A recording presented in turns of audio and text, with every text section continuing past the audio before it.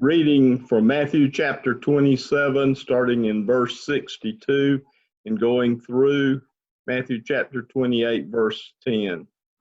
The next day, the one after preparation day, the chief priests and the Pharisees went to Pilate. "Sir," they said, "we remember that while he was still alive, that deceiver said, 'After 3 days, I will rise again.' So give the order for the tomb to be made secure until the third day. Otherwise, his disciples may come and steal the body and tell people that he has been raised from the dead.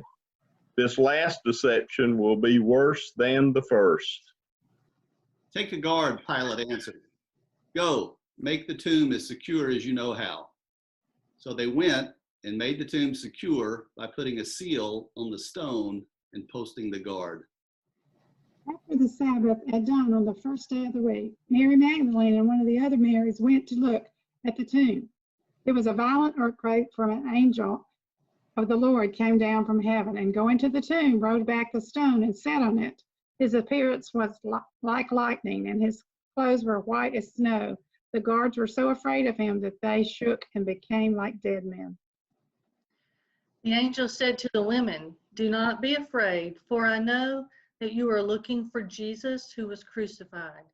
He is not here. He has risen, just as he said. Come and see the place where he lay.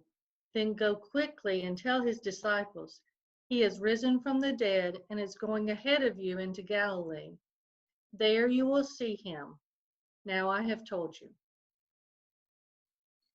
So the women hurried away from the tomb, afraid yet filled with joy, and ran to tell his disciples. Suddenly Jesus met them. "Greetings," he said. They came to him, clasped his feet, and worshiped him. Then Jesus said to them, "Do not be afraid. Go and tell my brothers to go to Galilee. There they will see me." Luke 24, 9 through 12. When they came back from the tomb, they told all these things to the 11 and to the others. It was Mary Magdalene, Joanna, Mary the mother of James, and the others with them who told the apostles. But they did not believe the women, because their words seemed to them like nonsense. Peter, however, got up and ran to the tomb. Bending over, he saw the strips of linen lying by themselves, and he went away, wondering to himself what had happened. I'll be reading from 1 Thessalonians chapter 4, verses 13 through 18. Brothers and sisters, we do not want you to be uninformed about those who sleep in death, so that you do not grieve like the rest of mankind who have no hope. We believe that Jesus died and rose again, and so we believe that God will bring with Jesus those who have fallen asleep in him. According to the Lord's own word, we tell you that we who are still alive, who are left until the coming of the Lord, certainly will not precede those who have fallen asleep.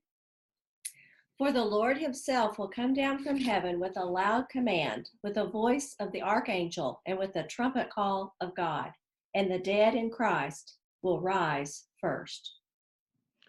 After that, we who are still alive and are left will be caught up together with them in the clouds to meet the Lord in the air, and so we will be with the Lord forever. Therefore, encourage one another with these words.